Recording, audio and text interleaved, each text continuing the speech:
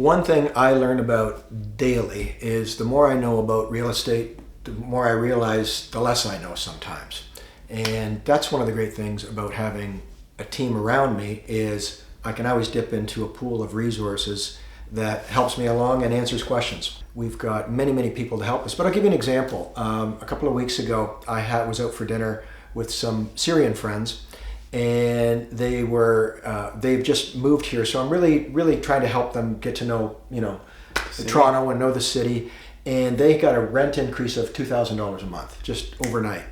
And I was like, well, as a landlord, that doesn't sound right. You probably, yeah, unless you're paying $20,000 or whatever, that's your 1%. That's a big 1%.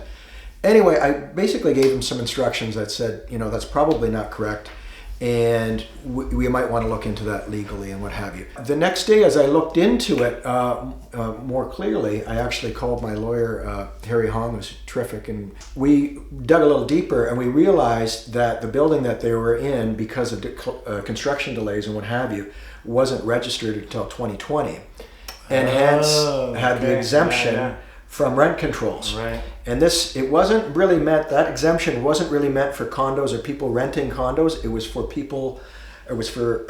builders to start building incentivize builders to build multi. Exactly, because we hadn't had any apartment buildings built for 40, 50 years, right?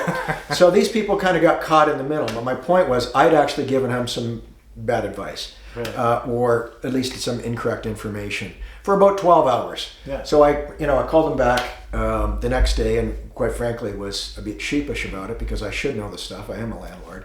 But what I didn't realize was the building was so new. Yeah. Well, it's interesting because, if it had been completed when it should have been completed, it wouldn't have fallen in those rules, but because it got delayed. Yes. So there's always things that are changing in legislation that's changing, and by us, my point is, by us having, Harry, some of our other legal advice, it really, really makes a difference, and we can pick up the phone and quickly sort of sort these things out. Well, and as an example, I will, it happens to me a lot. I'll be, showing a house, and someone will say, well, what can we do with this house?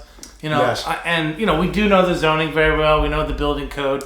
But I will always say, listen, I'm going to check with the professionals, my architects. Here's what I think. But we'll check it out. Even they will tell you that at City Hall, it's not cut and dry. It is not cut and dry at City Hall. So they'll say, this is by the law, but it doesn't mean that people at City Hall even follow it. Typically, they'll give you a probability, right? Right. So there's like an 80% chance that this is. There's always a bit of a gray area. To provide an answer is a black and white answer. Sometimes is not easy to do. Yeah. So the more I know, the less I know.